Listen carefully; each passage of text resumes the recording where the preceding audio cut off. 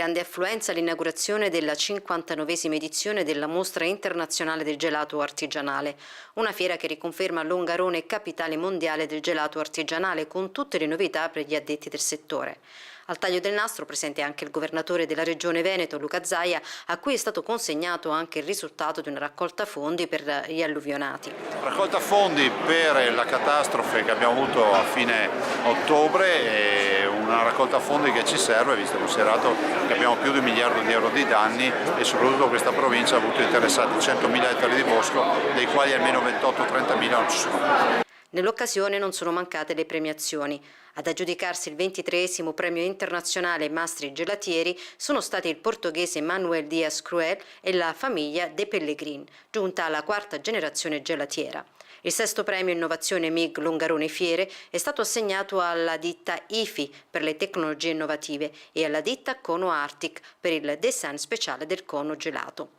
Alla MIG sono presenti oltre 202 marchi aziendali provenienti da 14 regioni italiane e da 13 paesi esteri ed altri leader internazionali nell'ambito di materie prime, semilavorati, macchine e attrezzature, accessori e servizi per la preparazione e la vendita del gelato, arredamenti interni e esterni per gelaterie. Oltre alle ultime novità in fatto di gusti e tecniche di preparazione, operatori e gelatieri di tutto il mondo qui trovano un ricco programma tra incontri, assemblee, convegni, show cooking, corsi, dimostrazioni, laboratori e concorsi. In questa edizione, inoltre, è stato allestito uno stand particolare, realizzato con gli alberi abbattuti dalla calamità naturale che ha colpito il Bellunese lo scorso ottobre e sono stati riportati i risultati che il gelato ha avuto nella cura delle disfagie in soggetti affetti dalla sindrome di Alzheimer. Nei casi di disfagia che sono un'alterazione nell'atto deglutitorio, siamo riusciti attraverso il gelato, attraverso il freddo, che è molto importante, a riattivare e a riequilibrare le 5 fasi della deglutizione. Non solo,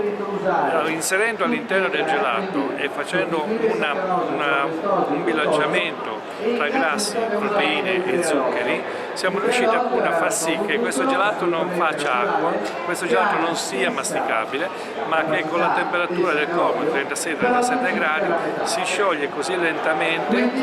andando col tempo a riequilibrare queste fasi di deglutizione.